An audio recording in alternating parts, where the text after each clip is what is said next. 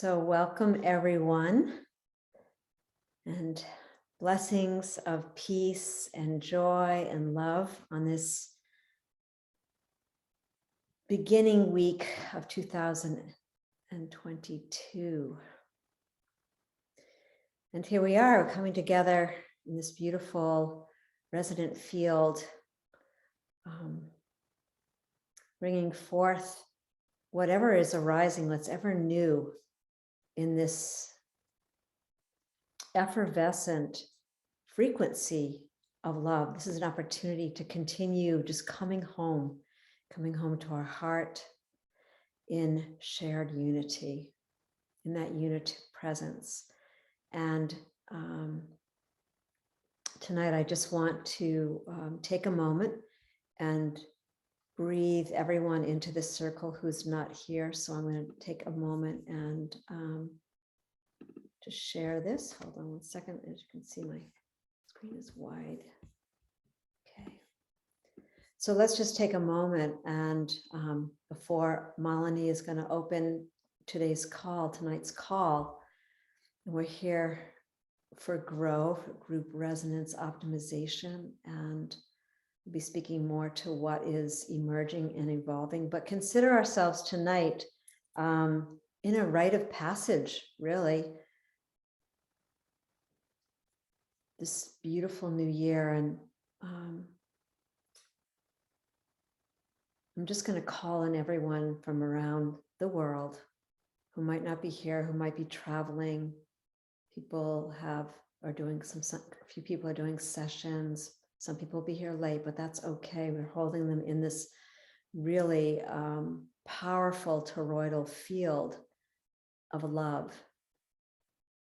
And so even though you're here tonight, I'm just going to say the names from the center out. So Tyson and Deb and Charlie and Najma, Shanti Hart, myself, and Judy, Elizabeth, Lisa, June, Catherine, Grace, John, Nahid, Oriana, Misty, Michelle, and Malini, and Ia, and Daniel, and Alda.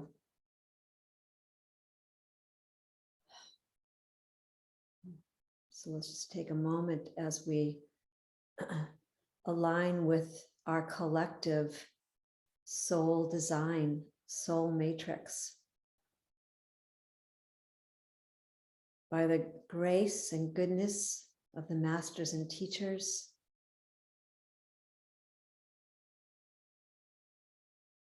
our light-bearing ancestors, and the infinite Akashic record keepers, the infinite wisdom.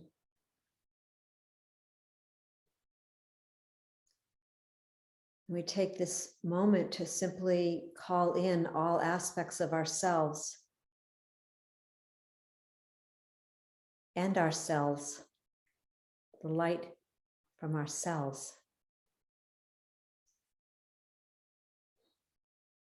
All celestial, terrestrial, aquatic information, sacred and important memories are revealed to us within this circle of grace and goodness here and now.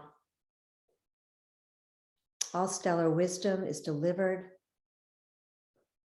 by the beauty, the DNA of the living Akash, masters and lady masters, our light-bearing ancestors, and the Evolutionary Council of Light, coming together for the greatest good of humanity, in resonance, in reverence, peace, love, and light with all that is.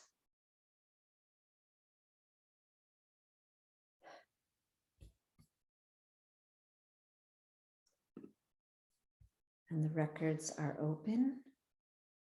Welcome. Oh, Michelle and Grace in some beautiful place. Welcome. So with that, I'm going to just pass it right over to Malini, who's going to open our call.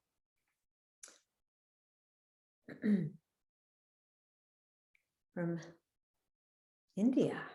Thank you, Malini.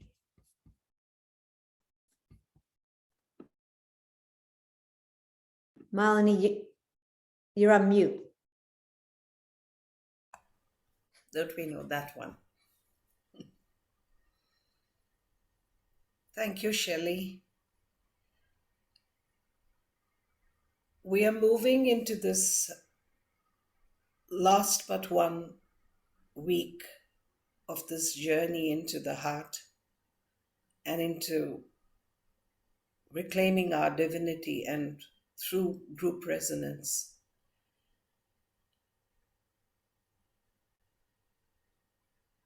And I would like for all of us to just follow our breath and go into that heart, following the breath into the heart till we stop breathing.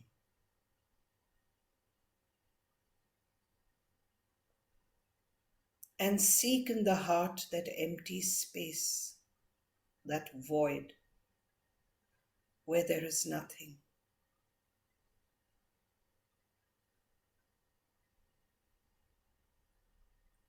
But in that void is all the wisdom, all the knowledge, all the potential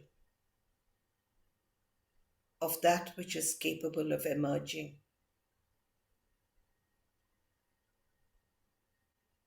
It is when all of creation goes into that void, rests there, waits for the right moment, in the right way, to emerge. So take a moment into that empty space and listen. Listen to the field there.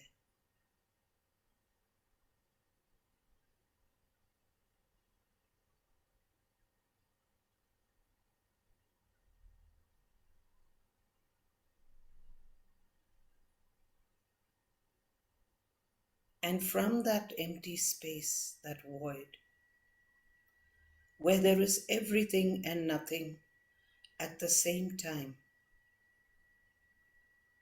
burst forth as that pillar and ray of light,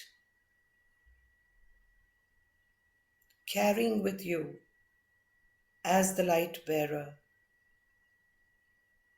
all that you are meant to carry forward.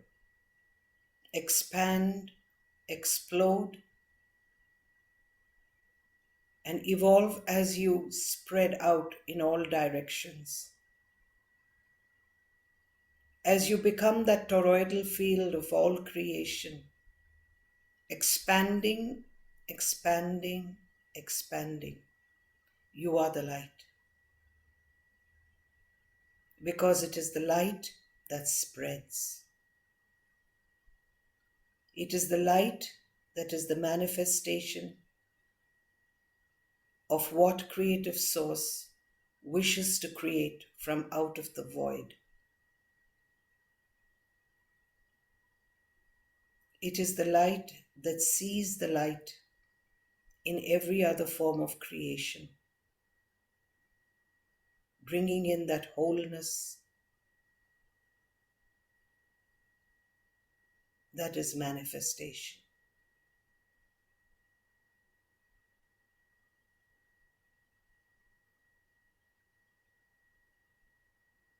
And as you spread as the light, knowing that when things are in its path, it will cast a shadow. Knowing the shadow is not the void. Knowing the shadow is just a messenger of that which has been cast in the path of the light. knowing the light is always all pervasive. The light goes everywhere, without judgment, without even thinking that should it go or shouldn't it go. It just goes. It spreads. It enlightens. And it fills where there is no light with more light.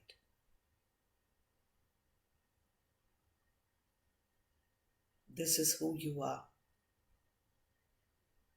This is who you can be and who you are and will be and should be. This is who humanity needs you to be.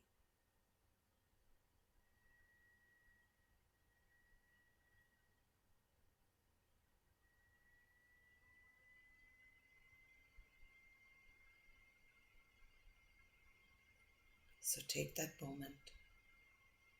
Feel yourself expanding and glowing and spreading, growing wider and more powerful the further you spread.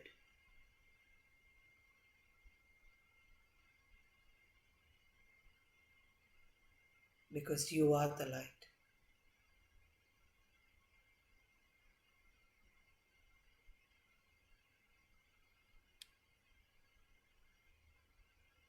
And it is so.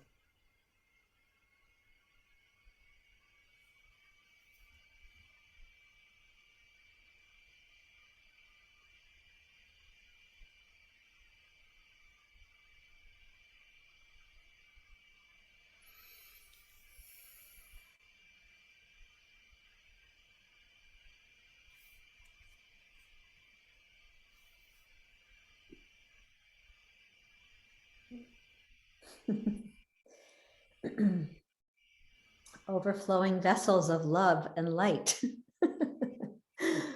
I just have to let people know that it's after 3:30 in the morning for Malini. The new day has come. And perfectly 12. How fascinating. Oh my goodness. Great. Oh, actually 13. The baker's dozen, because the two girls are together.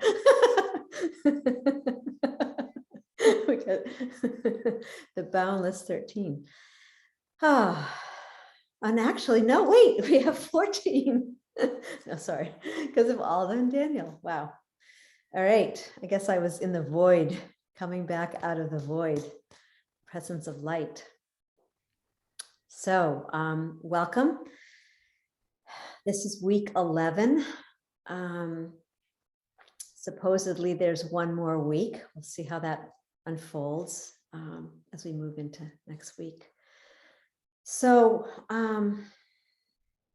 thank you. That was really incredible and so perfect, you know, as far as being the expressions of light, beacons of light.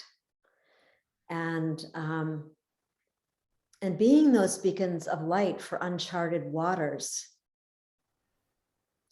Because as most of you know, there wasn't a whole lot of agenda for this 12 weeks. Even though you invested your energy, you surrendered to a sensibility, a calling that brought you here. And in great trust. And so as we begin tonight, just to really embrace yourself, hold yourself, love yourself for the potency of that trust. Even if, as was being shared, you know, the shadow not being the void itself, not being the truth is what we heard is a messenger. It supports our coming into the fullness of who we are, what aspects of ourself need focusing on. And as we all know, we have that. And I remember, you know, years ago, at least in my world, and maybe people still do, but considered the shadow aspects of ourselves as weakness, as a weakness. But in my personal evolution, I began to realize that it was just the aspect that was looking for attention, to be strengthened, to build a greater state of presence and courage, a courage that's needed as we move into, this year with all that's happening. So just a hug for yourselves and a hug for each other, and how you've really shown up here.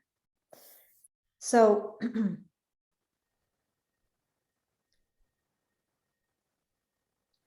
when we're talking about evolution, when we're talking about heart resonance, we're talking about aligning with evolution itself. So when you heard me open with the Akashic Records prayer, you heard me say the living DNA, no, the DNA of the living Akash. That's what came forward over the past year. So that's something that most people don't consider what that is. And another word for that is the field. We were calling it the field, the unified field, the heart field. It's aligning with that which is evolving itself to be more of itself. And that's the beauty of this resonance collective, is that really was the invitation, as to how do we have that direct experience, and how do we maintain that relationship with the field itself. And I'll just end this by saying each one of you has, like, as what was coming forward in that opening, has a beautiful gift, or many gifts, to support the collective awakening, this shared unitive consciousness that can awaken in anyone. And I was speaking to John earlier, and I hope, John, maybe you'll share that story that you shared with me earlier, because what it says is that, this frequency that we are playing with and practicing here, we've called it the home frequency for some of us in the Resonance Council. And like that sense of coming home, that is something that can go anywhere. Everyone is looking for that the beauty and the love of the field itself to inform them, so they can get out of that. You look behind me, that's ice.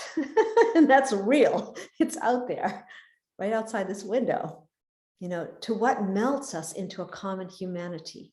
So that's enough said about that. So maybe, John, after we go into breakout groups. So we're going to break out into small groups the entire time tonight, with maybe coming back for like 10 minutes and just seeing if anything wants to be shared, 10 or 15 minutes, and then going back.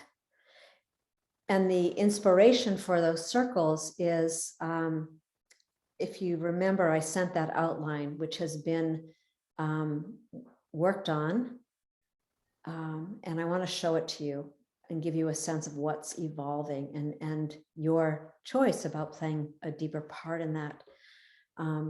Also, I want to honor Malini, who's been working with me, and already, I don't know how to describe it. We're together, and hopefully with many of you, we'll develop this beautiful practice and forum and modules where people can really come into a deeper understanding of what we've been directly experiencing here. So before I do that, because we're going to get to share in the small groups, is anyone feeling a calling to share anything? Anything moving, anything? Okay. All right. Okay. So this is just the outline, and it's a, uh-oh, where did it go here? Sorry. So this is just an outline, and I invite you to just keep breathing in that experience that has just been offered to us. Don't get into your head. Don't write things down, except you're only going to maybe possibly write one thing, or if you can't remember it. But this is not to get into your head. It's just simply to feel into how the field is informing the collective here. And this is really who you are, who we've been in this collective. So as you know, for right now, we've called it Group Resonance Optimization, GROW. And it seems like a really beautiful vibration of this experience for heart, home, and humanity. And again, nothing is static here, but Malini and I began to listen more deeply, and what we came up with, and just feel into this, a practicum template for experientially living and navigating life with love and creating collective wholeness. And but I think I'm just going to bypass the poem for right now. You've seen it already.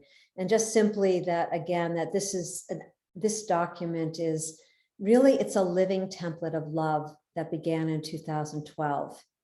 It's no way a complete offering.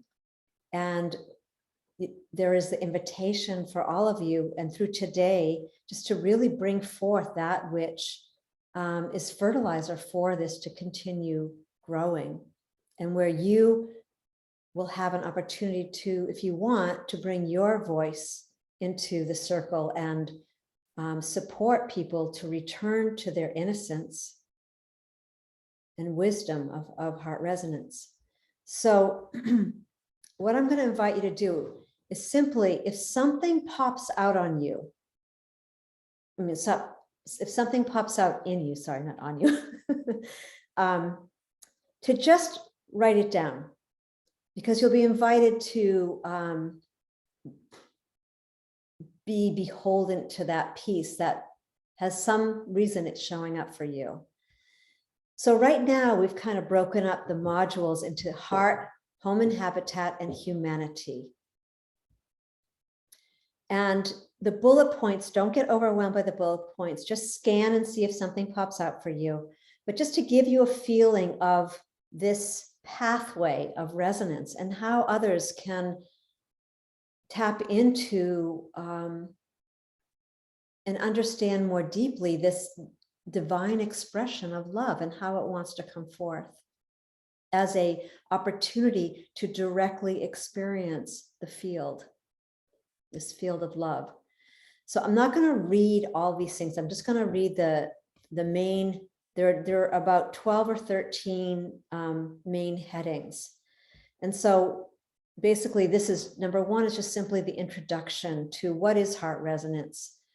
And just scan your eyes down, just leave it up for a few minutes.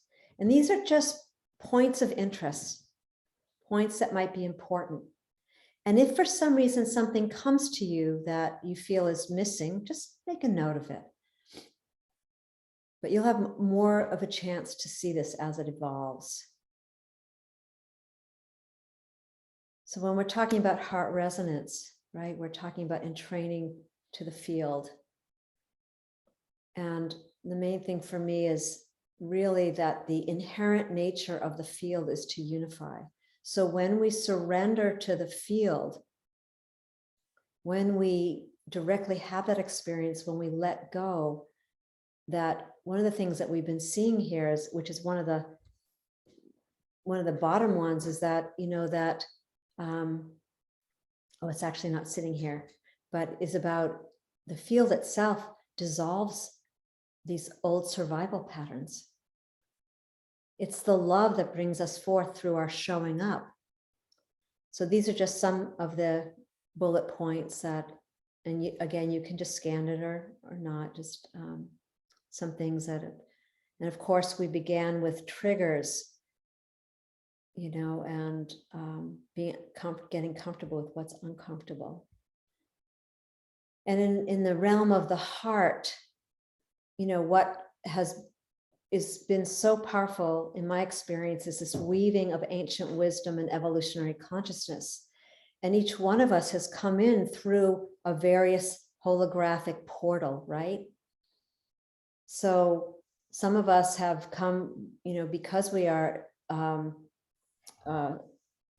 we're all in, of course, we're all indigenous, but also to understand, ancient wisdom, honoring that, and the evolutionary consciousness, which says, in my world, when I met Barbara Marx Hubbard, it was really, this is the first time in evolution where evolution, we have the opportunity to be conscious of evolution as it's evolving. So not only are we being informed, we're being able to influence the field as well. And if anyone could put themselves on mute if you're just arriving, welcome. So these are some of the points inside of that expression, helping people to understand the hoop of many hoops and the sacred hoop and ancestral wisdom and coming around to truth and reconciliation. How do we forgive the unforgivable? And intergenerational healing. So these are some of the points. And then from there, understanding our wholeness and understanding whole living systems. What does that have to do with heart resonance? Why do we need to understand our wholeness? Why do we need to understand, just, we don't have to like lose ourselves in separation, but we do need to understand just the power of coming back into our sovereignty. And then supporting people and understanding the field. What is the field? What are we talking about when we're saying common experience is direct experience? Surrender to the field. Why is it important when we're coming together in group resonance to listen to what is emergent and understand this beautiful being an open vessel for the reception of that? And it's different than our intuition. And how do we understand that? And then, of course, understanding resonance in some of these beautiful, moving from our head to our heart, of course, and how heart resonance can bring about this exaltation of the infinite capacity of the divine feminine and the divine masculine, the rise of love. I'm looking at Michelle, the rise of love's voice.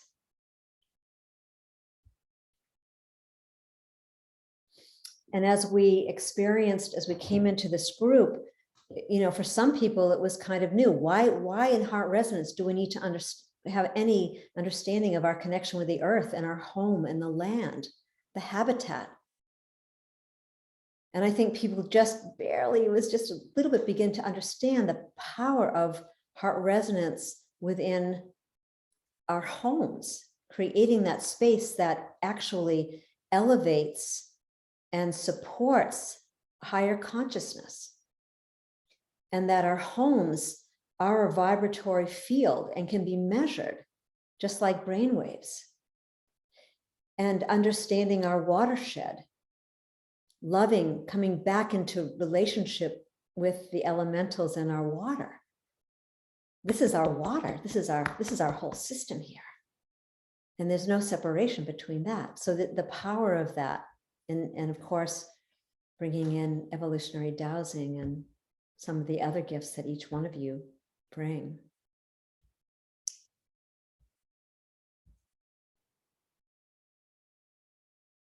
And how to create greater resonance in the home. And how to create sacred relationship with the land, understand that, and talking about, and we're just playing around with, this isn't earth energy wholeness or, understanding the earth as a whole energy system and the power of that, holding that vibration and frequency in any group that we're with. The joy of movement as a whole being inside of, third dimension, right? Understanding evolution and spirit. And from there, we move into humanity, expanding heart resonance to how to expand heart resonance across humanity. And I know one thing that's not here is the Global Heart Team. I just realized. So understanding literally, well, how do we create a circle in resonance? So this is just playing with breaking it up into community circles and getting more specific now into facilitator guidelines and community, just what are the banks of the river that can allow this frequency to flow. That's all it is. And understanding resonance leadership, or if you need to call it resonance stewardship, the power of being a facilitator that can hold this type of space, that can take a group, go to your community, have a girls club and invite the circle and give people the opportunity to experience the power of this loving presence, this divinity. So how to co-create that space and how to create a space in safety and non-judgment and some of these things, playfulness. And some of the things that we've been realizing is, coming across these edges, that at the edge is where the magic happens. The edge of our own horizon is not a place to be feared, but it's a place to emerge with. And that the triggers are really about coming in deeper to our own self-referentiality that support the building of trust. So heart resonance circles and the power, and we haven't talked much about this, just really tracking that golden thread, but tonight we'll have a chance to have more of that. And then getting started. So let's take a breath, a pause, and just go back into that deeper humanity within our own beings.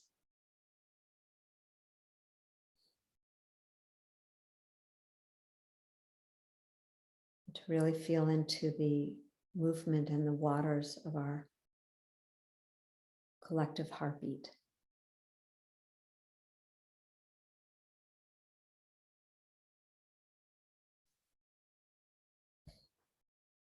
So we're going to go for about an hour.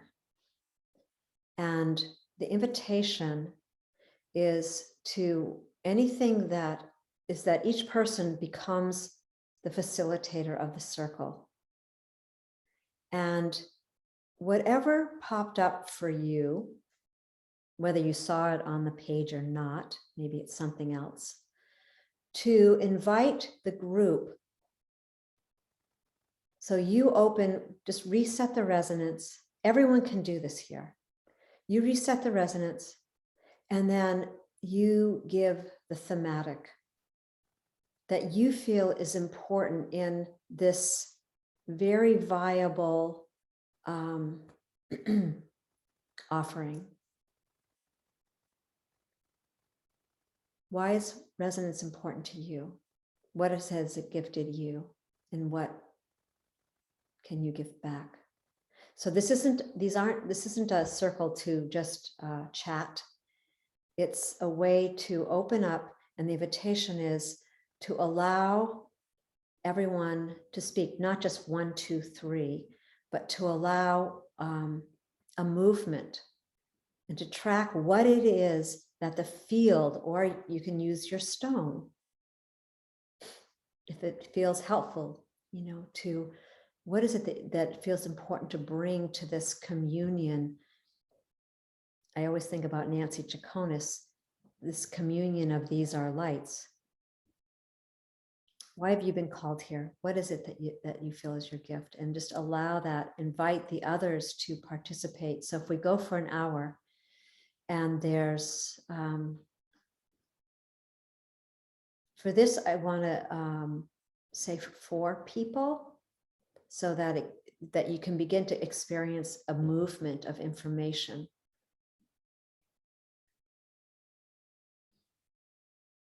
Because mainly we are in groups of more than just 2 or 3. So we'll try that. And if there could be, well, let's see. I think we'll come back and we'll let everyone share what seems to be meaningful to them. So no one's scribing, just go in and have your experience, trust the field, and allow a pause in between everyone speaking. And I am going to invite everyone to speak only 1 to 2 minutes so that the field can move. And and just to honor the water, the presence of water as the element in the field tonight. Does anyone have any questions? Is anyone feeling resistant? Because humor is absolutely part of this. Oh, you guys are in you got the people that are in 2. Do not be confused. You will be in your rightful group, however it goes. So actually, you're right. So I think Grandmother Ia, you're just popping in and someone will inform you of what's moving. Welcome, Grandmother Ia, we love you. All right, so while I'm breaking people up into groups, let's just take a moment to take a pause in that, back in that beautiful void. Just relax. Okay. I do want to, there's a caveat here. I am going to be popping into different groups, but I'm not part of the group. I just wanted, it's been very powerful to just allow some parts of the recording for people to, so hopefully you're okay with that. And I'm not going to jump in and speak tonight, so that you don't have to feel that I'm breaking into any group, but I'm just coming in to just be spirit in your group. So we'll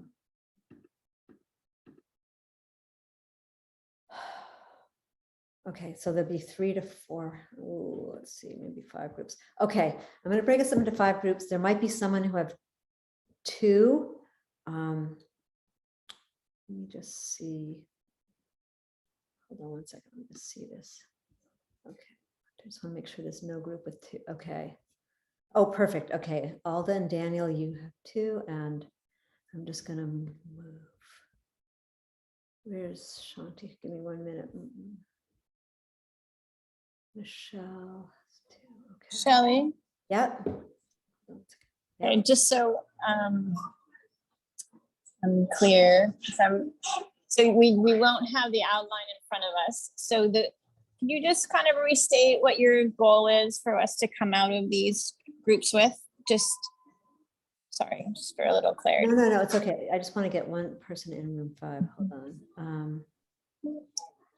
Move to. Hold on. I will in 1 minute. Just give me 1 minute.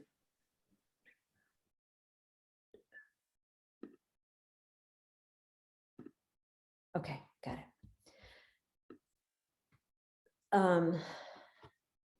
So you don't need to have that in front of you. It's simply what is highlighting itself for you in this moment in time regarding this grow group. What is it? what is it that is highlighting for you? It could be something that you saw on that, or it could be something that you actually feel is missing, that you yourself feel that's important.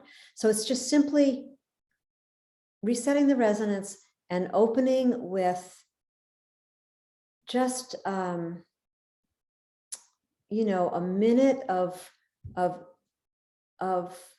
helping people to understand, you know, exactly what you would like to bring into the field. And then I'm going to invite, I'll put out a bulletin, like, so just after a few minutes, after like 10, hold on, let's think, after 1 hour. Okay, so 15 minutes each person. That's a long time. But you can do it. So what we're doing is we're allowing the field to inform and to take us somewhere that we might not even realize, into that exalted place, into that place of exaltation. So is that good enough for you? You can't ask. No? Yeah? Anybody else? So there's lots of themes. It's just bring forth a theme that you feel can be brought to everyone, and that they can allow the movement, the emergent, what's new in their field to speak, just to speak from your heart and to track what people are saying.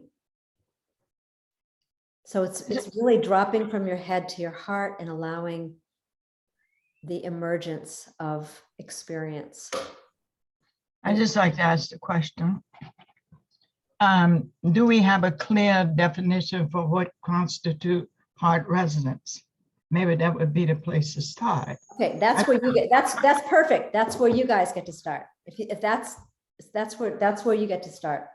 So yeah, we just went through a whole module that we put together. So I think that's really beautiful. And maybe we can invite every group to start there. That'd be powerful. Thank you, grandmother. Yeah. All right. What is heart resonance for you?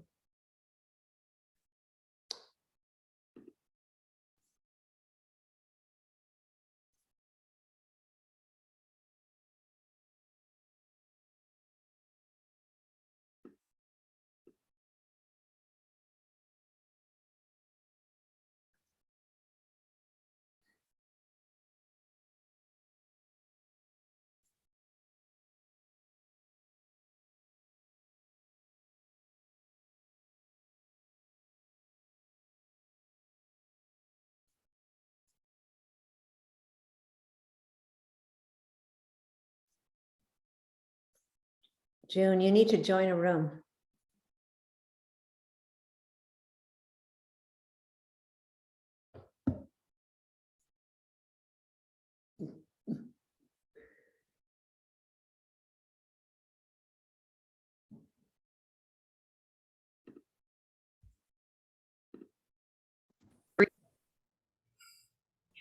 We use language that really we're not fully in tune to, because it's overlaid with so many external definitions. And I think for me, in riding this edge and coming into this energy field, in our present energy field, it caused me to re-examine what's preventing me from being in that resonant field, what prevents me from being in my heart-centered place.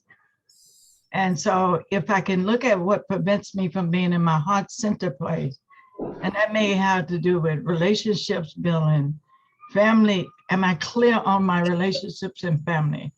Am I clear in those immediate relationships?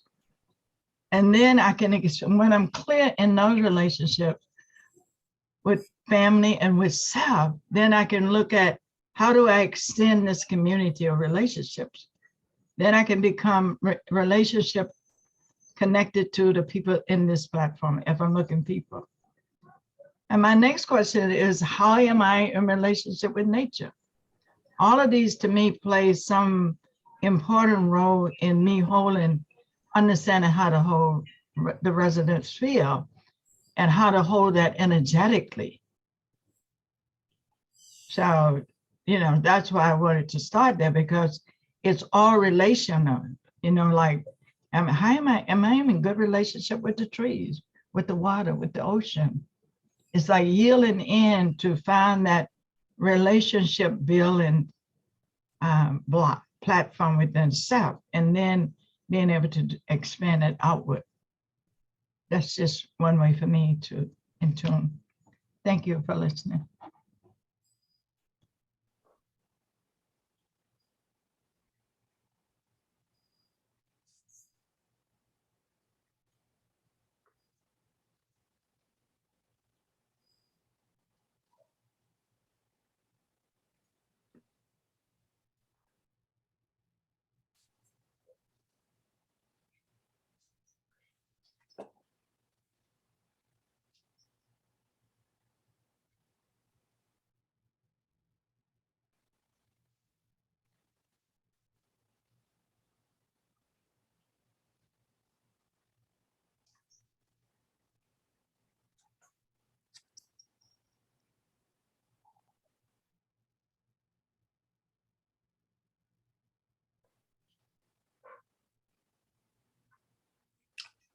Well, maybe I'll try and say something intelligent following that.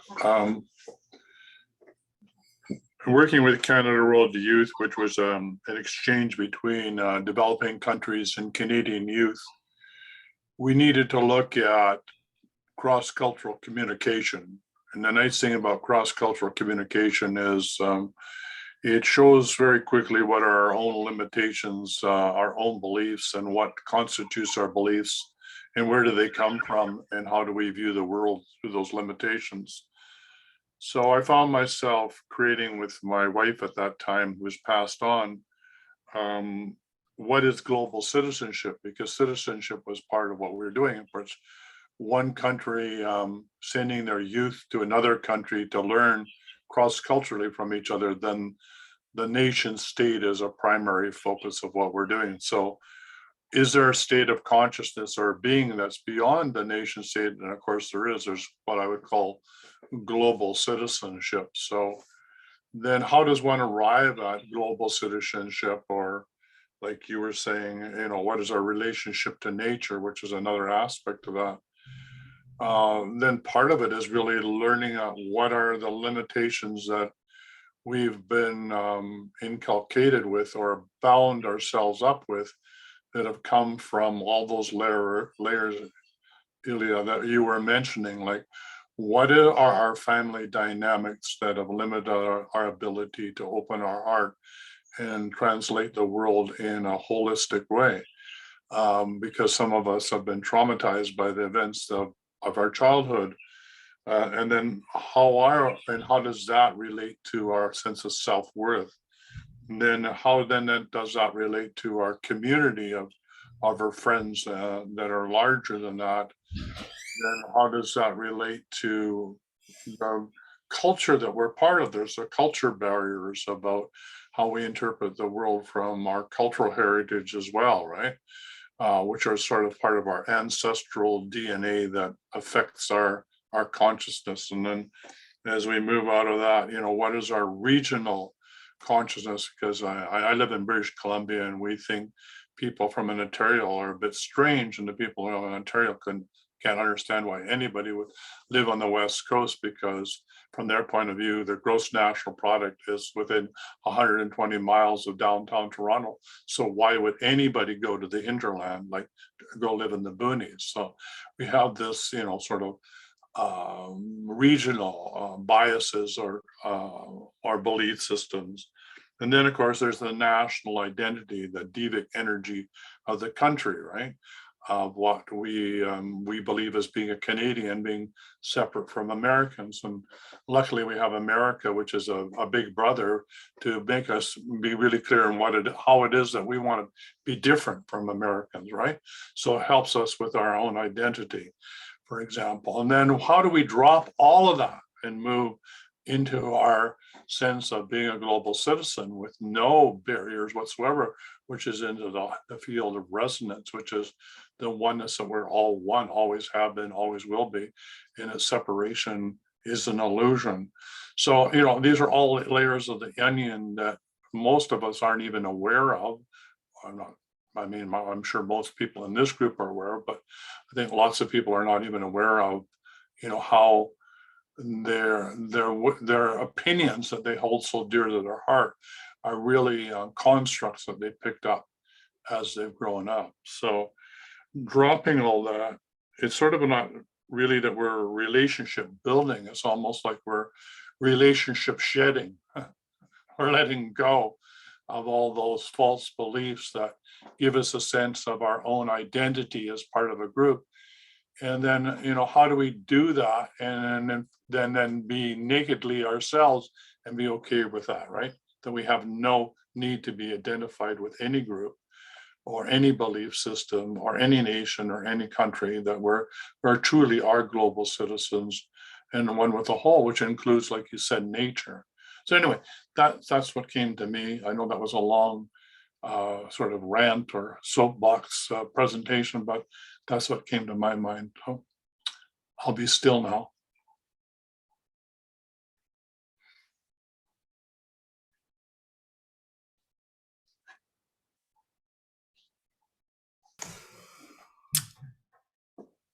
So I'm not quite sure how to follow either one of you, since my focus is quite different. Not even quite where to start, but the heart resonance, and I'll go back to the basics of heart math, where heart coherence is measured as the coherent heartbeat in the rhythm of the variability in between heartbeats. And I studied with Roland McCready from Heart Math, and the question I really had was in between this heart rate variability, which they were able to measure and determine that the heart rate variability you have more when you're young, and it lessens as you age, to the point where they could predict someone's age by measuring their heart rate variability and determine their age within 2 years. Now, I found that really interesting. Why would we lose heart rate variability as we age? So I became very interested in this variability, what's in between the heartbeat. How do we feel it? How do we align with it, attune with it?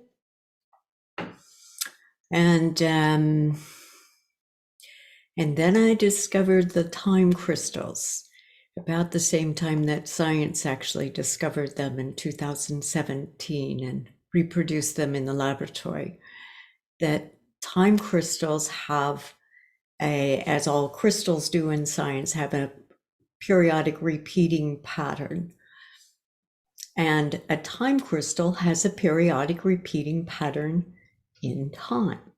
And I immediately said, whoa, what a great place for evolution to encode all of its learning through billions of years of evolution, such that we start as a one-celled organism, and 3.8 billion years later, we become a multi-celled being capable of movement around this terrestrial speck of stardust. And we do that in 9 months. From one cell, we unfurl and unfold to a multi-celled being. So that rhythmic pattern of unfolding is encoded within us. And as such, I wanted to know, where is it? How is it encoded? And how do we access it in such a way as to find the entelechy of evolution?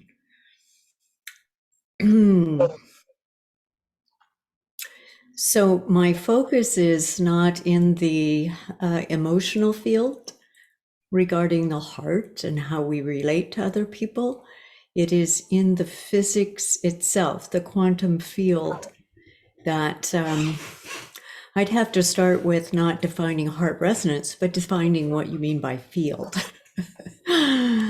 As sort of usurping a lot of scientific, quantum wholeness. What does that actually mean? So there's a sense of sort of trying to overlay the science, but not quite defining it as science. And it ends up being more, well, let me put it this way. The emotional field is an energetic field, but what permeates that energetic field is the light field, the photon field, that actually permeates all of the physical reality and creates the first heartbeat. So my question that I followed is, how do you make one heart beat? And how do you make one heart beat for generations? And where is that encoded within us? Would you repeat your question again, please? Thank you. How do you make one heart, as we're all one heart, and I'll back up enough to give you some of the science behind one heart. We each have one. We each have a thumbprint that's uniquely our thumbprint. Yes, but we all have a thumbprint. So we each have a heart, which is uniquely our expression of one heart. Yes. So we talk about this as, oh, we're all one heart, but how is that possible within the physics of our physical world? How does one heart become many hearts? And how is that first pulse of the heart an evolutionary pulse? How do you make one heart beat the first time?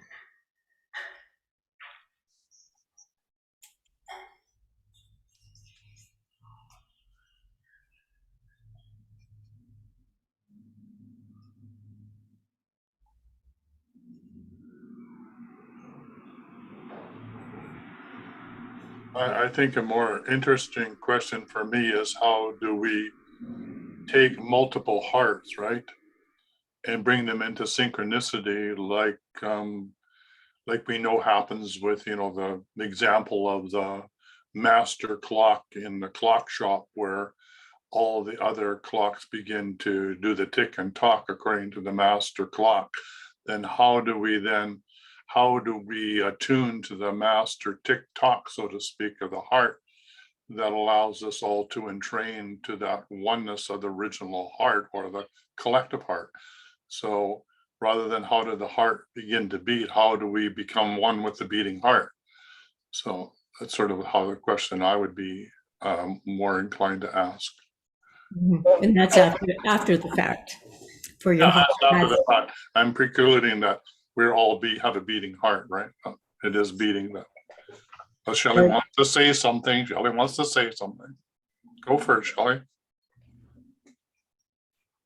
First of all, I'm going to invite a pause, because the invitation was to pause in between everyone speaking, to allow the full integration within that field. So I know everyone who's watching this, I've lied. I don't know how to not say something.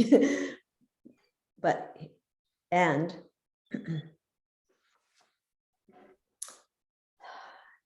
going to invite everyone to breathe. And the invitation was to take people into the direct experience of whatever question was sitting inside of you, or thought or anything that was emerging. And everything that's been shared has been incredibly beautiful. And the thing that I realized that hasn't been shared inside of a heart resonance circle is that it's not about questions. It's actually about the direct experience. So how do we define heart resonance? And it's everything that everyone's been sharing here. Those are the intricate talking story about resonance. But where it was, for me, where it was spiraling in was like the experience is something different than talking the story. What is the present experience? The way that we go into heart resonance is that we drop in to the experience itself. We turn our attention to the field itself without, now right now we're not defining field or anything.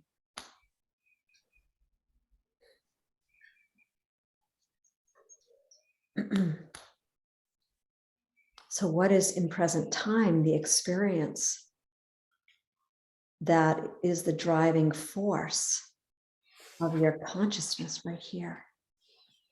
So the invitation from whoever is running this, holding the circle, is to not drive it with a question, but to drive it with an experience, like, oh, open the way for people to experience this, the power of being rooted, however it is for you. Like, you know, I can invite you to just really feel yourself in the earth.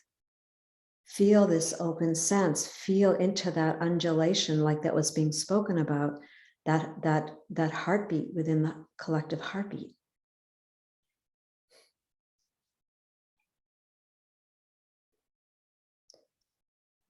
And when we're doing that, everything slows down, everything opens. It's almost like the field says, oh, there you are. And here I am.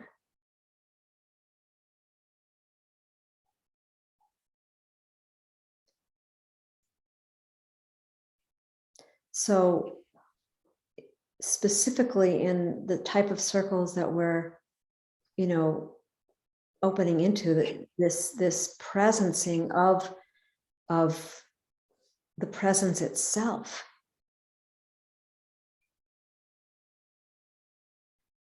So the response would be shifted from me trying to inform the group or say something intelligent or try to pull it all together. It's where the invitation is to let go into the frequency itself, so it becomes the guiding force. The undulating experience, the feel, and it's perfect, you know, it's feeling the feel. It's feeling what's moving here in this circle.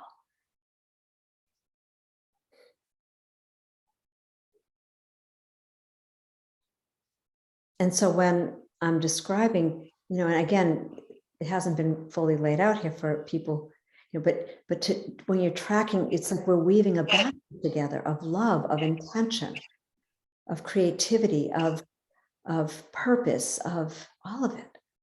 So what's important?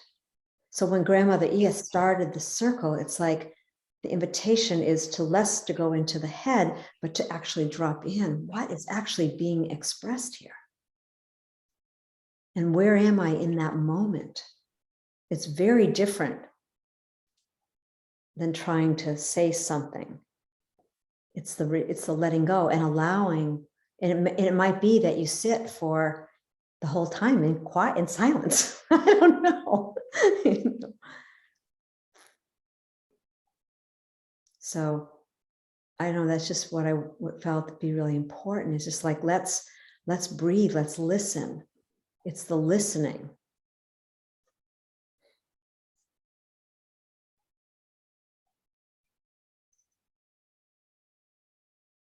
And if a question's being thrown out as a facilitator in the group, that might be what happens, then it's less about adding more questions in. It's actually, okay, so what's the invitation what is that presence wanting to say within me? And that surrender happens first, that letting go, as Malini was gifting that opportunity, that experience in the beginning. So I just wanted to leave you with that and invite whoever, it's not to figure out anything. It's just the joy of presencing the moment. The wisdom within the field, within everything that was being described. Maybe what is the global citizen from the inside out? So anyway, I'll leave you with that. And I might have triggered all of you, but then you can go with that. So thank you. Thank you. Thank you. Oh, I'm complete.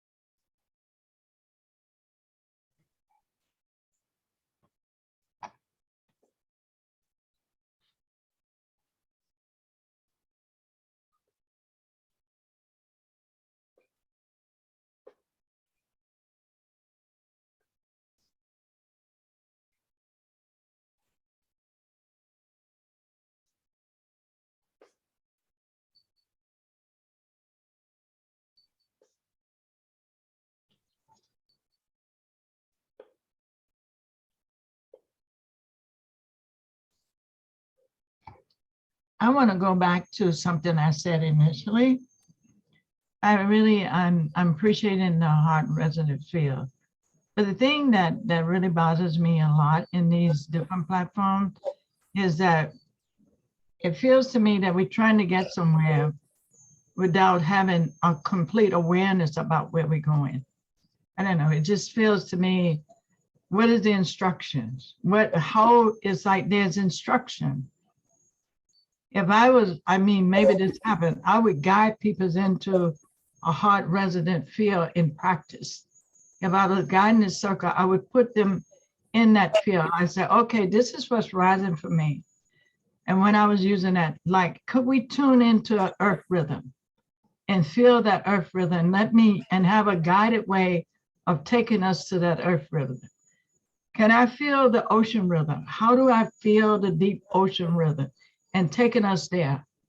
And then, I don't know, it's different fields that we can go into and have experiential reaction. I think that it allows us to come back and have more, unless I may be talking to people who really know all of this sacred, because it's a sacred geometry. It's a sacred energy, because we view ourselves as bodies. And when we step out of these bodies into that vehicle, that energetic field, we no longer that body. We no longer dissecting ourselves to get to someplace, and understanding that all these fields is related. As Ariana was talking, I see the quantum field, the spirit, all these fields are together. So how do we weave these fields back into a whole and begin to regulate them, where we, the whole in that energetic field on this earth, we influence the whole once we can do that. And that comes from ancient wisdom. It is not one place. It's on all the places when we understand our ancient ancestor, that breakage in that lineage. And I'm not sure that it's a different language, because I have the same thing here in my community. Because trying to get people someplace without giving them guidance, it doesn't get them. To me, it's just, I don't know, I feel like I'm lacking, there's some lack of guidance in terms of where we're to go with this field. And I just felt like sharing that. Thank you. And I would like to say that that's actually what I do in my groups, is take people into that experiential knowing of what that heart rhythm is in between the heart rate variability and how it aligns with the heart coherence, and how all of that relates to spirit embodying and the geometric pattern unfolding from the time crystal that encodes the entelechy of evolution. So all of those things are not figuring out, it's feeling it. And it's feeling it to the extent that the embryo itself holds that knowing of the evolutionary rhythmic pattern. So the knowing how to find it is a sense of going into the feel of it. The head can't find it. You have to actually be able to feel it internally. So that's what we were talking as we started this. You gave us a question, Shelley, and then came in and said, no, don't question, feel. But you actually gave us the question of what is heart resonance? And that's what we were, in fact, addressing. Okay, so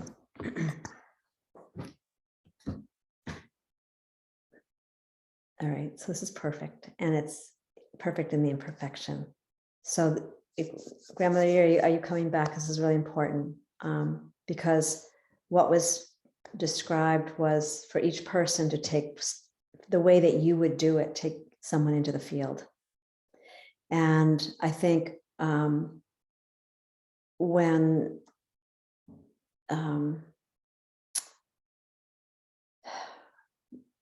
having missed out on the whole beginning and just jumping into the circle, I think I own it. I probably should have said, asked Ia just to sit back and be part of what was moving rather than having that be the directive. And but what was being, and I will go into other groups and if need be bring it back out, but is to that each person. So Ia, just kind of hear this out a little bit. So what was the directive before you came in, Ia, before you came in and it was late, so you missed the whole setting up of the field, really, was that this time was an opportunity for each person to listen to what the heart resonant field was speaking to them and to facilitate, have 4 people in a group, but each one gets 15 minutes of being that facilitator of taking people into the field with a thematic of what was your in particular expression. That was how it was set up. And I got a little bit, like when you came in, it was late and it was, and then we kind of missed this group. I don't know about anybody else, but this group kind of jumped in a way without, the first directive was to reset the resonance with whomever is starting to facilitate. And then that person guides the field. So it's less about speaking or talking about it, and so for this group, I apologize. And it was interesting how this is where I jumped in first, and everyone who's listening is going to hear this as a recording. So what I would like reset here, and maybe Oriana, since you just spoke that, to start again, to reset the resonance and to take someone in, because that was really what this is about. What was it was highlighting for you, and use that as a thematic for opening the field for the group and the rest of the group to, and I didn't think I needed to say this, but to speak in present time. So less about what you're thinking about, but drop into the field. What is the field wanting to express as you to the group? And so it's not just about you taking someone in for 15 minutes. It's just setting the field so then the group can move within that emergence, So and from what we've done in the past, Oriana, was something very similar to that, but a shortened amount of time. So my apologies if there was a misunderstanding, and however each one of you wants to create that field. So I leave you with that, and I know Ia needs to leave, and yeah, thank you for listening, and my apologies for any misinformation. Thank you.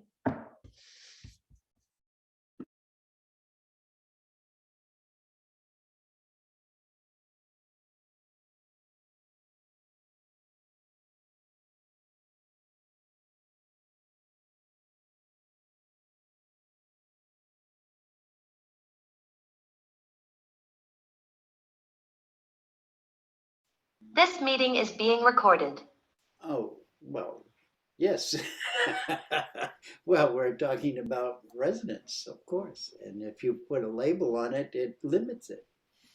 So the reality for all of us is to follow that word, but understand it without the words, to feel it in our hearts, to broadcast it from our hearts, not so much from our heads, but the heart will influence the mind to direct that resonance in a way that aligns with who we are within our hearts.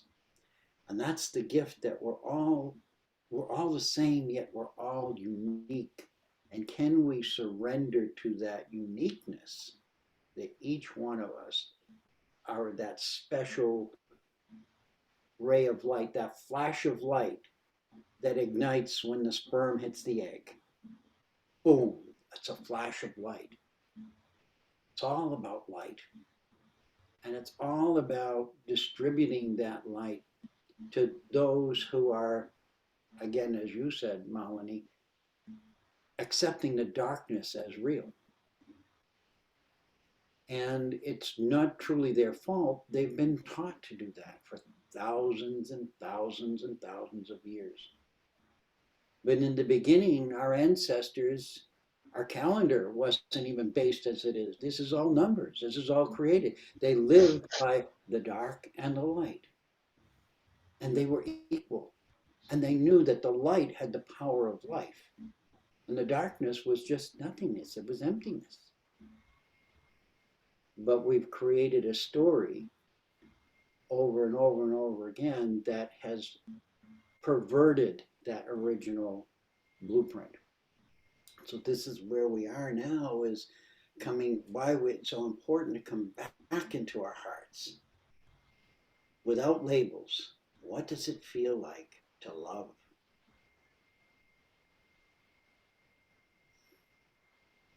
Just love. Can I love me? It's the biggest challenge of all of us. Can I love me? What does that mean? How do I honor that? And how do I honor that in others who can't love themselves? This is the change that this is the evolution. This is the evolution that we're in right now. Love unconditionally, Charlie. Yeah. It's love, just love is not enough because of all the limitations and all the labels that has been placed on us. Even that we have made conditional. So the quantum leap is that unconditionality to the love. Can I love myself unconditionally? Irrespective of who, what, when, why, all the so-called limitations I'm supposed to have or I'm told I have, unconditionally.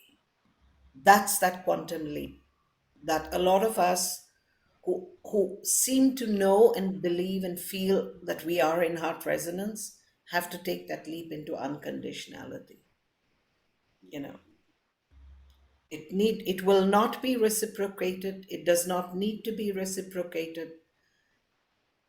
That's not important at all. I know a lot of people who will say, oh, I will love unconditionally, but, you know, and they want something back in return, or they expect it, even if they don't, even for a second think of it, it's a given.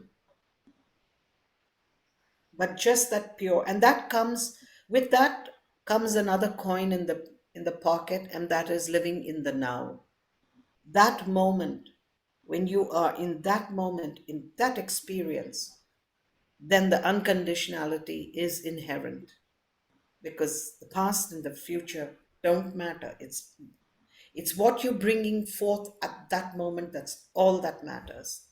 You know, these are two things that jiggle themselves together, the now and the unconditional. Because the moment you look at even 1 second into the future, or 1 second into the past, you brought conditionality into it. Mm. That love just there in that moment is all that matters. That's the unconditionality of love. And it's a journey, we're all getting there.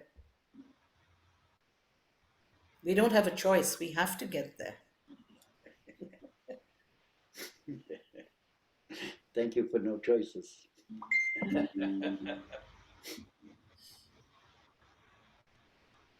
You know, what you're both speaking of here is so beautiful.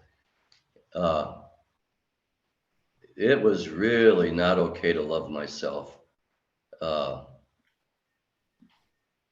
Well, at least the definition of myself, unless I was able to fulfill the requirements of being loved by those that were around me.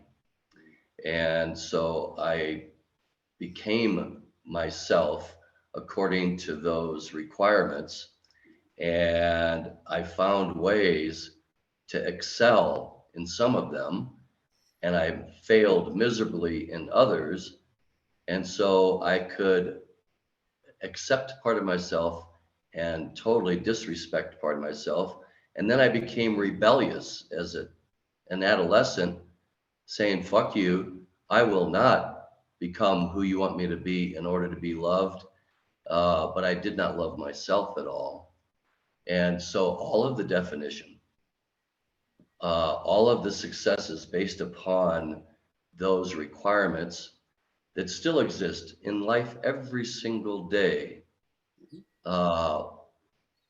as I've been able to sit more with the undefined stream of love from the unified field, and feel and trust, not believe.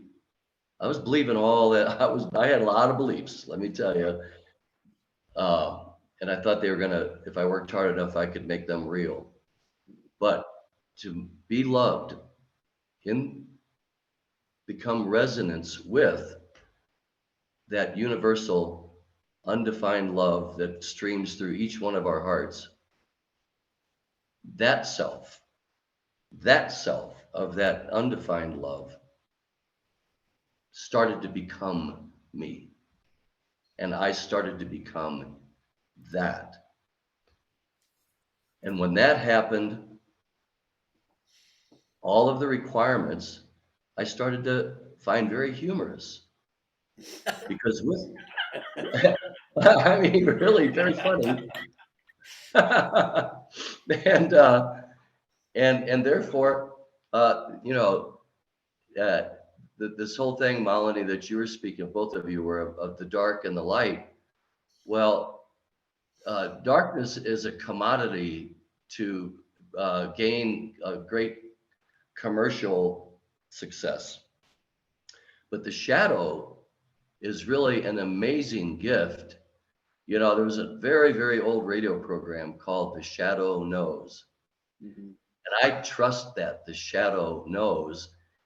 Can I have the courage to allow what's unknown come into my life and love me as I become more in the resonant field and less in the defined expectation of who I, John Brackett, am as this man? The more I feel in love, in resonance, and allow that to become my guide out here in this world, there are a lot more people coming into my life that just for that moment, for that spark that Charlie, you were talking about, and Malini both, if I have even one spark like that a day, I am grateful beyond measure. And so I'll have that till I, quote, die, which I'm really questioning the die part, you know, but still, just being so grateful, you know, it's like my prayer saying, well, at least I get a little bit of it, and so I'm ready for more. Thank you very much. You have that spark every day. Just allow it. Yeah, I agree. Just allow it. It's there all the time. In some of the weirdest of ways, it's there for you. You just have to allow it. I agree. And very often we have to wake up to the fact that none of this that we think is important defines whom we really are. Mm.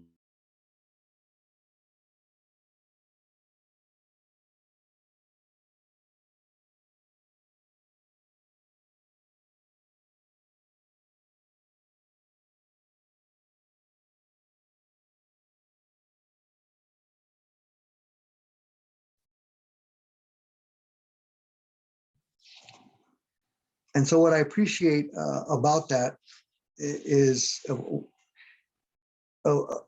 acknowledging that we barely have touched a milli part of who we all are and what we have to offer as beautiful, loving, and gifted individuals who are beautifully minded to know that the only way to create the change that is necessary is to be a collective and not an individual. Is what I love about this is that it speaks of infiniteness. There's infiniteness within the collective, as comes from the within part of who we are.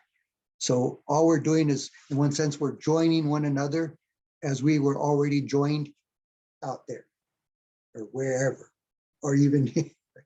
But it's come together, and that's the coming togetherness that for me, the White Buffalo prophecies say this is the time where the coming together time will occur, and that's what I see, and I'm present. So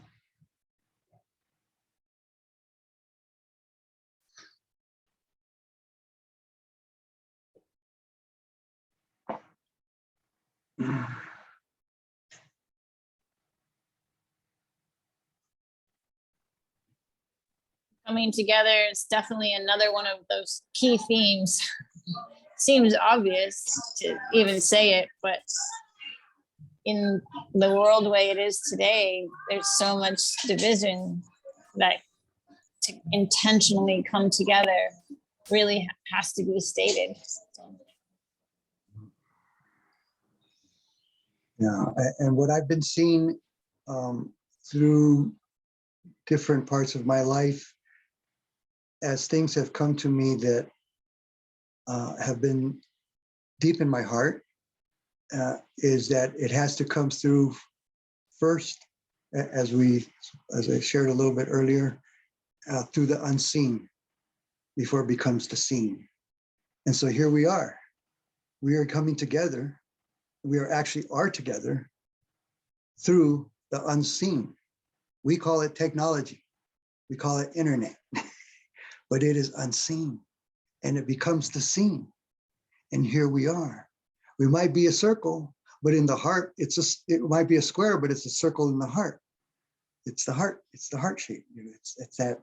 So I feel strongly that, as you mentioned, that the time for us to all come together in the physical and the in-person part is coming.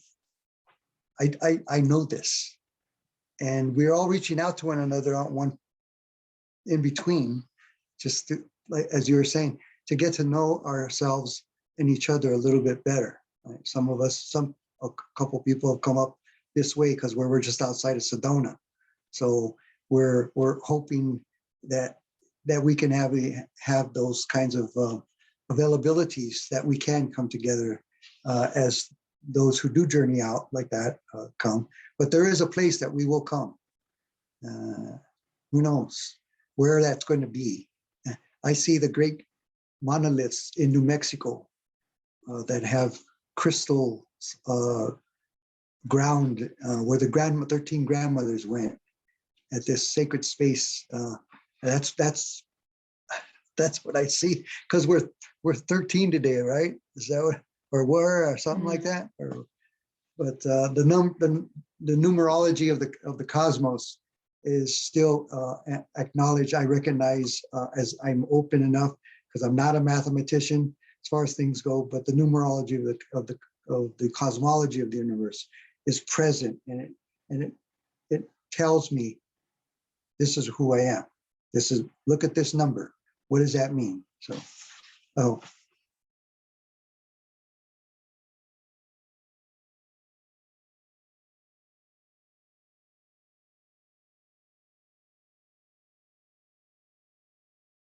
Is everything okay? Yes, yes, sorry. Yes, I love that vision. I love that vision. I see the crystal floor. I s-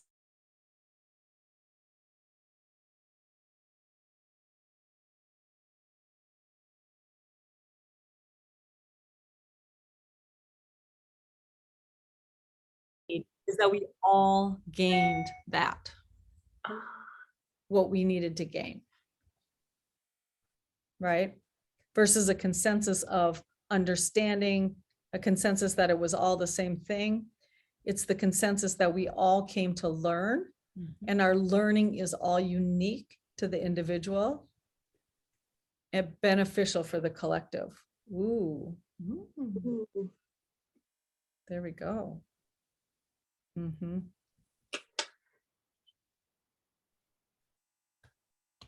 Welcome, Shelley.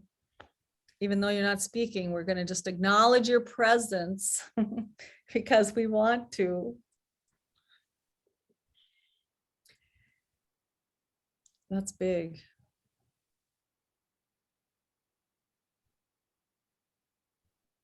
I can just feel when that can become part of the foundation of a culture. So for us in this respect, it's about, okay, it's about having that as the foundation of our collectives that we each bring together. The foundation is that each person has come for an individual purpose, and that purpose will ultimately benefit them and the collective, but it is not necessarily for the same reason. And when we hold that as the initiator of a collective, right? So we might be the initiator versus leader, or, whatever, the initiator of the collective. If we can hold that if we can enter that into the field, okay, I'm getting very much, it's about entering that into the field and reminding everyone, including ourselves in that moment. Oh, I'm just getting shivers, that we are there as an individual and a collective. And what we are giving and receiving is unique to us as an individual, but benefits the whole. And what a great way to start off as a reminder in the beginning, because it sets the intention and the expectations of the field, and so of the collective. So people are like, right, we don't all have to agree on everything, but we have to respect what's being presented as it's coming from the field. When we're in resonance. Yeah, when we're in that resonance. That's.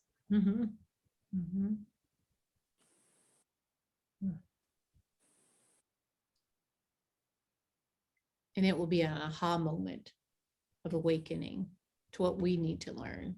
It will feel like an aha moment.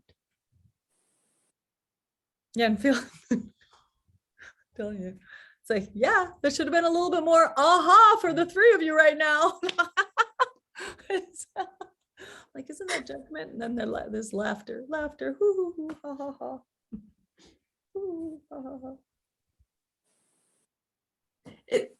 There's aha for me around like just letting the mind observe but not be grasping, not feeling like I need to understand what anyone else is about, or what they're getting from it, or what their agenda in concert with the field is, like kind of trusting that to the field, that everybody's getting what's ordained for them or bespoke to them, and I don't need to understand that. Yeah.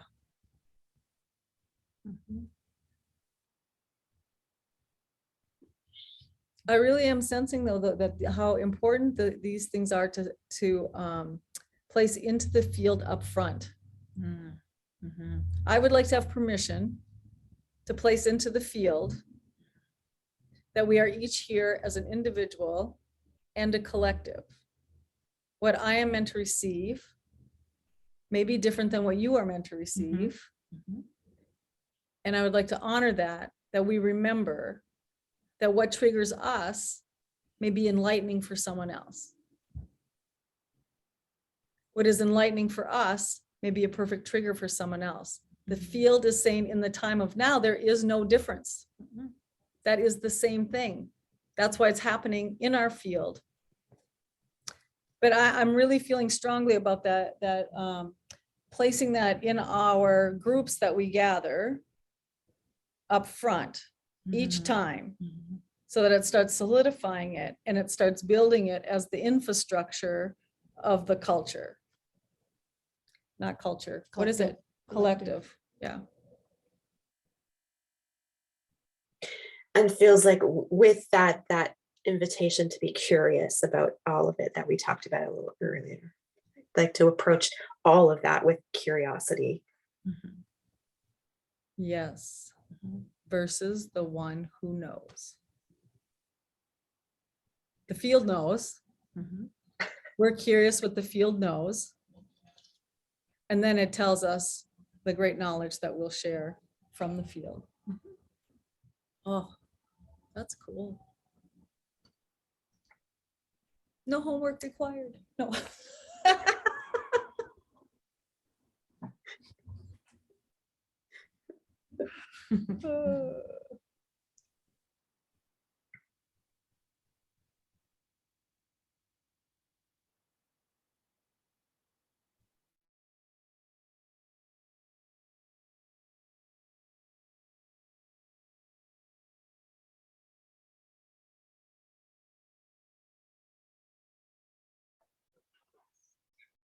It's the touch that makes the difference. It's that someone knowing that you really do care. And I found it's made a real difference. It's made a real difference. So I'm complete. That fear that you named it is only the lack of connection. If you already have connected with that source within yourself, there would be no fear. I am in a household with 4 kids, and some of them, they had it. So, I can call it whatever they call it. It's COVID or whatever version of it that is. But,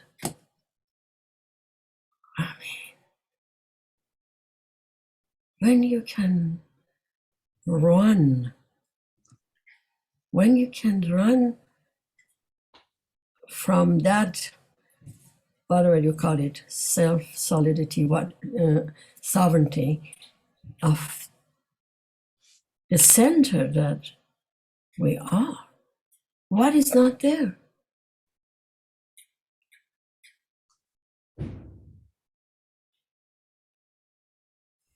What is not there? Only because it hasn't been tasted, it hasn't been experienced. Yeah. So watch out, because I may have COVID and you guys might take it.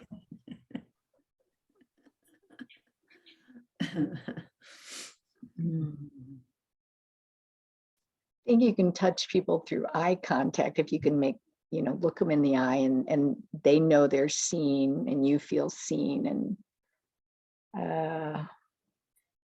if you can't hug them or they can't see your smile because you're wearing a mask, you can still, the eyes sometimes can work to let them know that they're seen.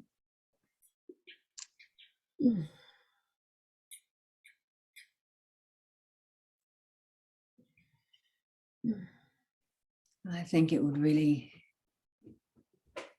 all that we've been talking about today and all of this talk about feelings and how do we how do we teach people to do that? That's going to be something really, really interesting to come up with ways in which we can create healthy, powerful ways of working with and affecting those feelings and allowing people to be with them and express them and be held and be seen and be heard. Even if they can't say the words.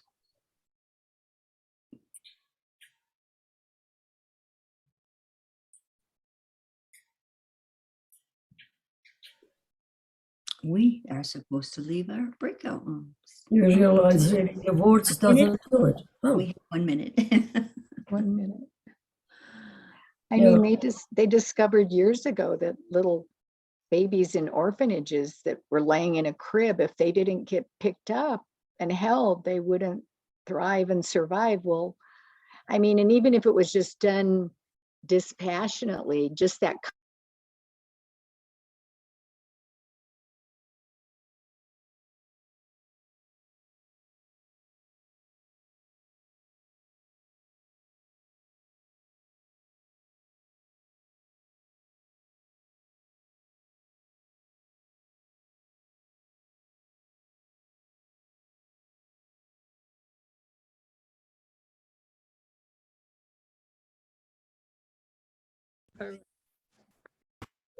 Okay. Being recorded.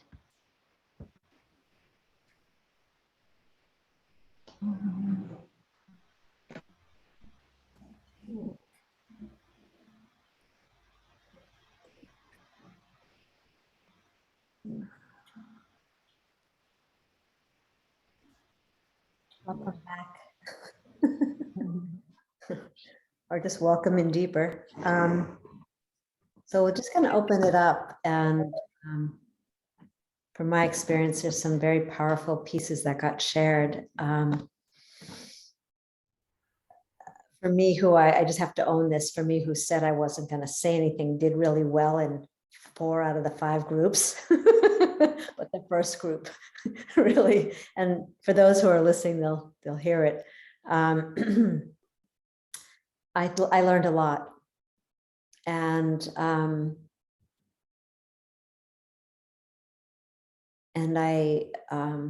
I'll speak to it probably next week. I'm just going to process what I experienced, and I'm going to open it up to all of you to not necessarily answer what is heart resonance,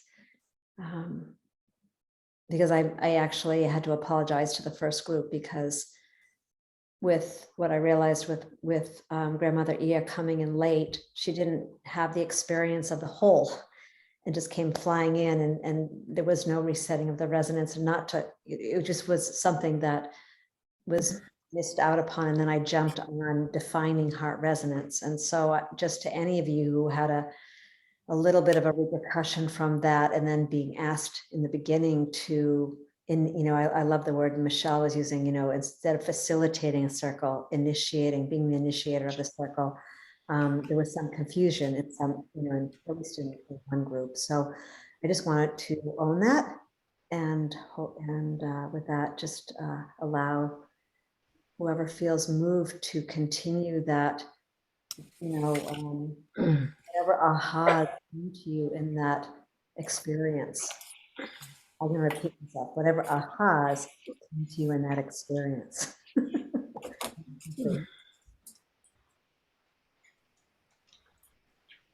Well, I can tell you, Shelley, we had such a marvelous time in our group. Molly and Charlie and myself, absolutely claiming that our greatest gift that we can offer is to not define heart resonance, but to experience it. And so how do we help other people have the direct experience of heart resonance? And that is, we really kind of kept shaving off the edges of what we know to the place of what we don't know, except for one thing, and that is the beam of light that shines on each one of us and through each one of us. We can help each other expand that and allow the light to inform whatever needs to be informed, and we don't have to define it in any way, shape, or form. However, together, as we share with each other in deep heart resonance, that vibration goes out and touches others and allows others to have the direct experience. And so with that,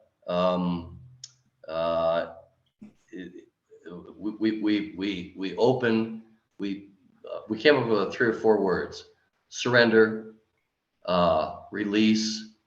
Guys, you're gonna have to help me. We're like 3 or 4. If we continue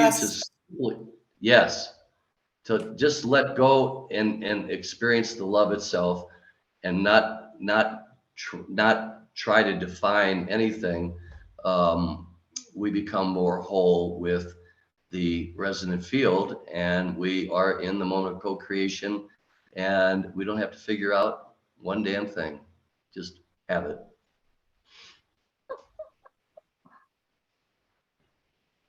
I have to say something here because of initiating and facilitating. And what you just shared, I was with Shanti and June, and I would ask, I don't remember the whole thing, but what is here for me? That where we're going and what is emerging and what is being asked and what is pouring down here is not going to be the same paradigm. It's not going to be any form of teaching. There is no student, there is no teacher. There is no workshop, no books. It's just, it doesn't work that way.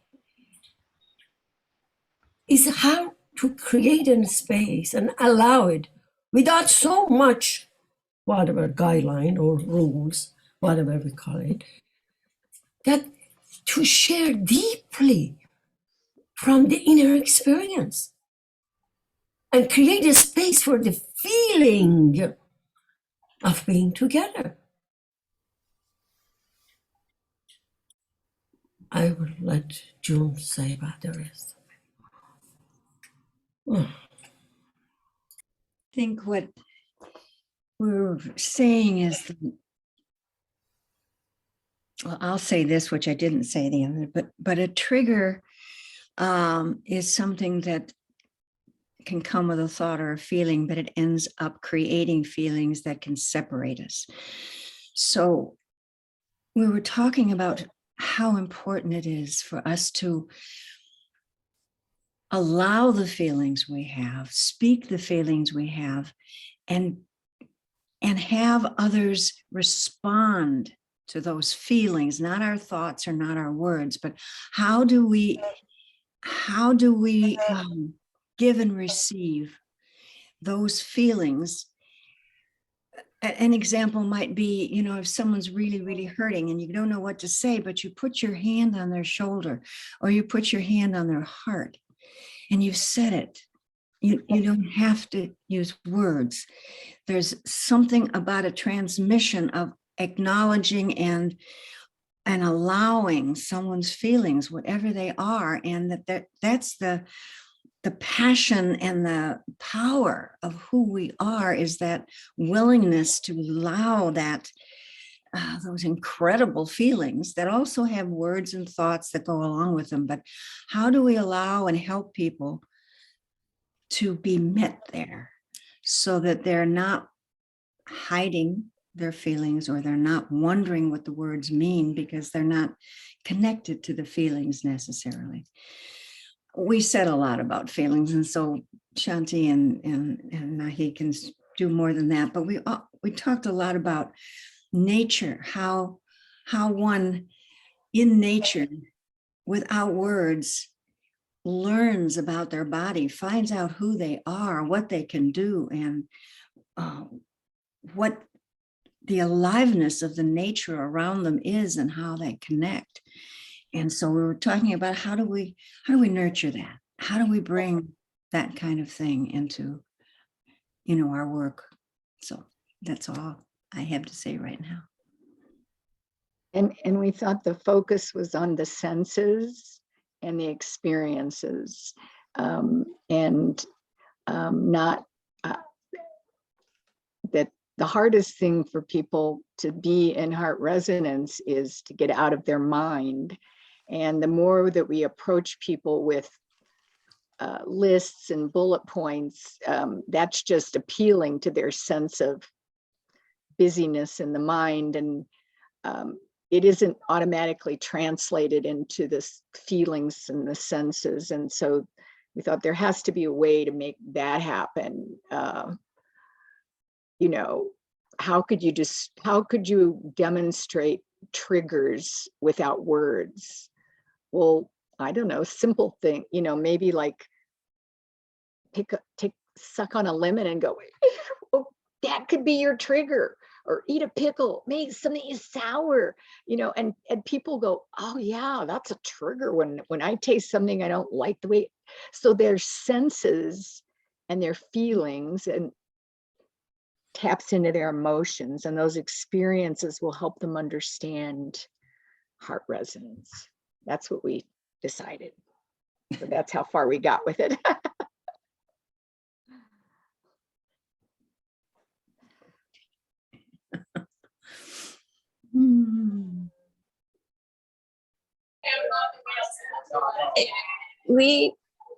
I was with Alda and Daniel, and we touched on many aspects of what we felt was important or with heart resonance.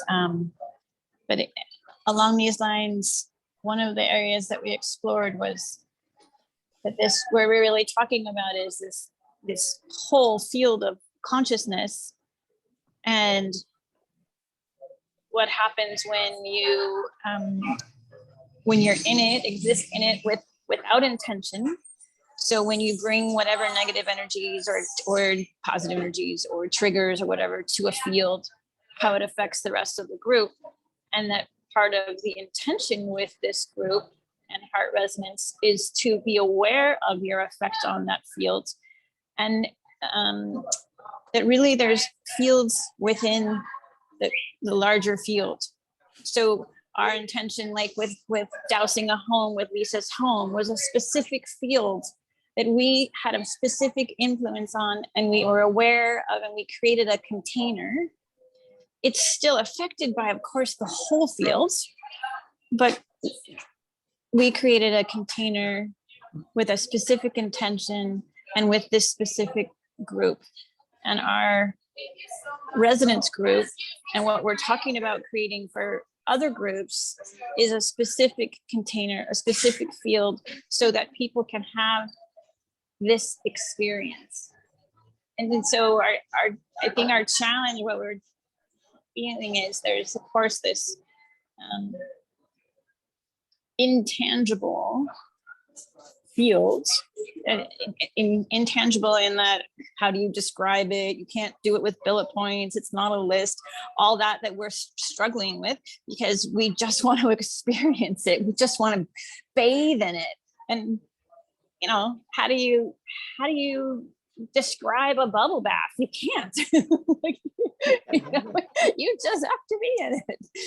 So, but we're in the 3D. And we're with people who their lives are in experiences, or even in a denser experiences than we're in, and some have never experienced this love. And so their resistance might be trust, or being with other people and being vulnerable, like to even open to the possibility of this experience.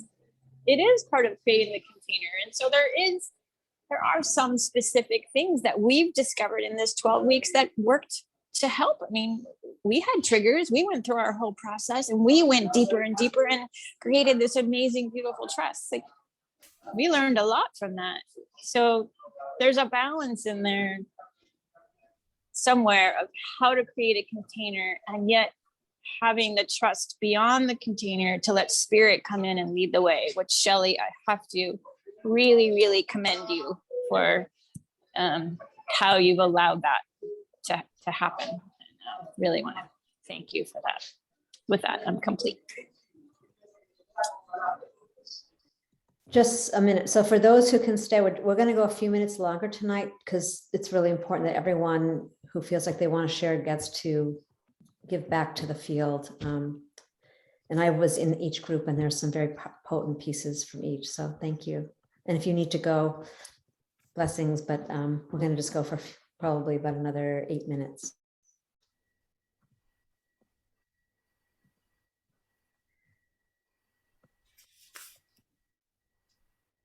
So following that, just the sense of what's rising is there is not a right way. There is not, it's, okay. I am the field and I call the collectives. Someone listens and brings them in. Someone sets the field and brings the collective into that arena. I am calling you here. If someone shows up and is not doing it right, what are you reflecting on to learn for yourself? Some people need bullet points. Some people need no words. But why are we coming as a collective? Because I want you to love one another. I am calling you for love, not judgment. I am asking you to receive what I am offering, not to say what you are not meant to receive or someone else is not meant to give. We are a collective because I have called you in. I have not made a mistake. You are here for a reason. He is here for a reason. She is here for a reason. Have you heard me? Are you listening?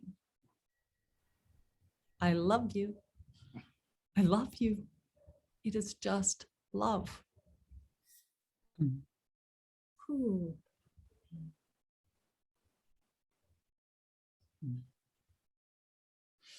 I know love. I am asking, will you learn from me?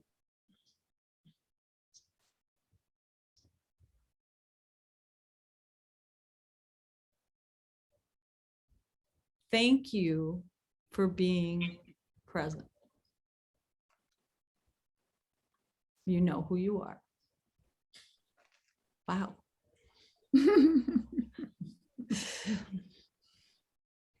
Okay.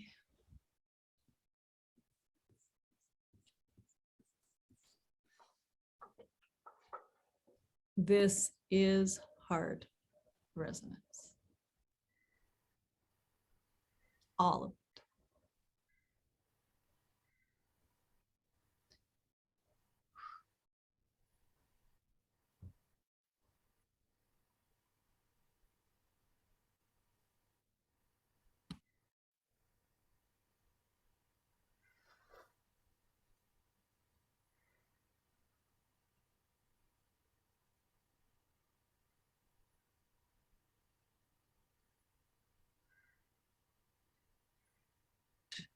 You are love, you are love, you are love. And he is love and she is love and they are love, love, love, love. Can you see it? Can you be it? Can you bring it? Can you rise it? I know you can. It's why you are in this field.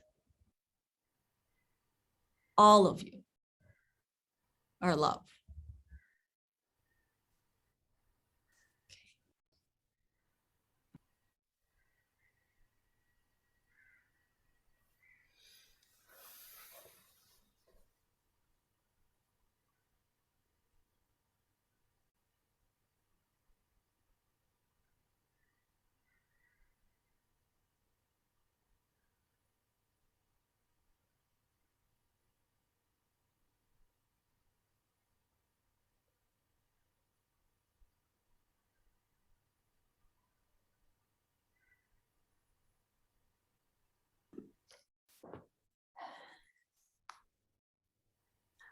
I'm feeling to share this small something, but I just want to just check, does anyone else want to bring their voice of the field into the field, into our collective? Oh, Grace.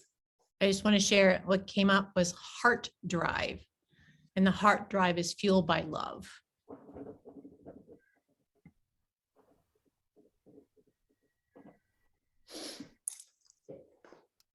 I just wanted to bring in that each one of us are love. Love is a word that we have created as a definition. The presence of heart resonance exists because we're here in these bodies and breathing it. We are the living essence of love. And when we come together like in this group, we have all been on this journey where we've come to understand that there's a part of us that we can't fully understand with a human brain. And yet it's the living essence of who we are. And we know that it needs to be spread and given to everyone else because they are love as well. And so it isn't about the methodology as much as it is as the coming to within oneself and accepting yourself as love. And when we do that, it automatically moves. And then we come into smaller groups and other people, it becomes an attractor field through the light that we are sharing with the world as the emanation of the love that we are. So I just put that into the field. Thank you.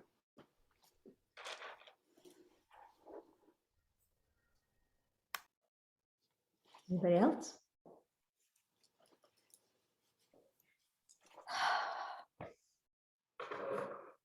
So here's the deal. This is incredible what people are sharing. And I just was willing to take a risk because I got nudged, like, come on, we just open up the field because we're here to learn from the field. And what does that mean? And how does it happen? And each one of you are such incredible expressions of that.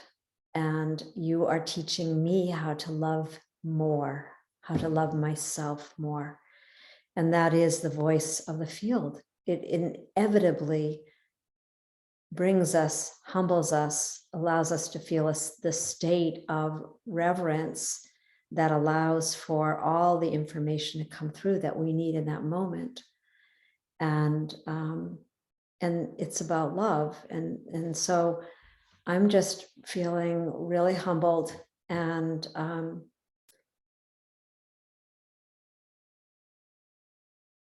I'm trusting that it's an invocation of this frequency that finds itself on paper or in a subjugated way where people can actually have some tools to navigate this experience, the direct experience of the field.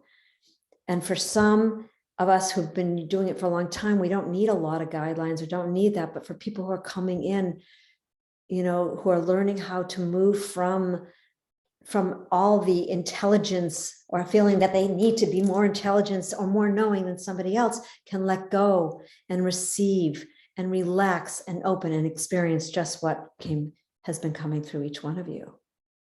And so it's very tricky for me because as you know me, like I'm a good connector, catalyst for things to happen.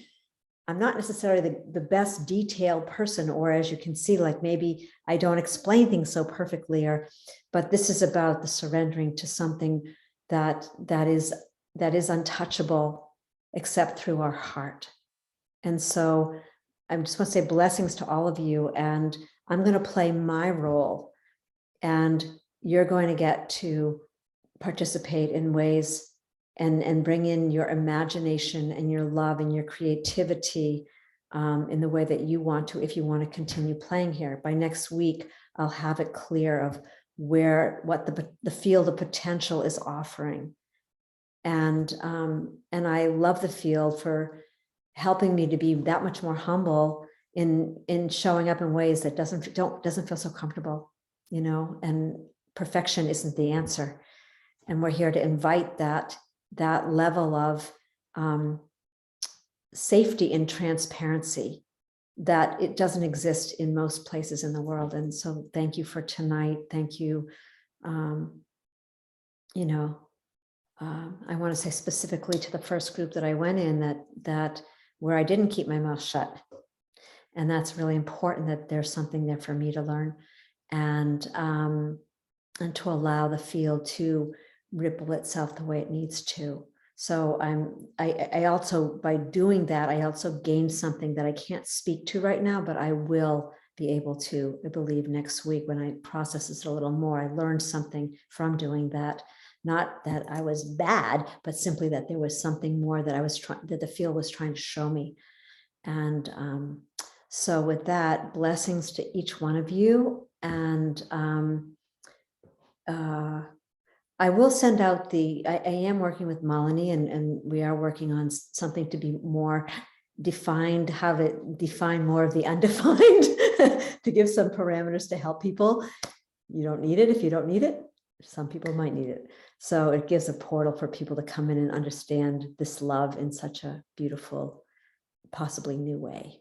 So with that, blessings. And I want to just close the records by just saying, we love you, we love you, we love you. We thank you, we thank you, we thank you. We're in, we're in, we're in, or amen, whatever works for you. Namaste. And if there's anyone who feels that they, I don't know, well, let's just leave it at that. Let's just take a breath and be in that silence and dynamic stillness and leave gently with each other and ourselves. Blessings. Happy New Year.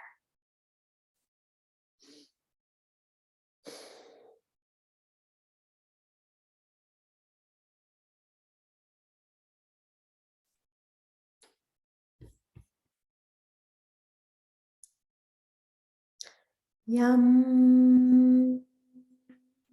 Yum. Yum, Yum, yum, yum, yum, yum, yum.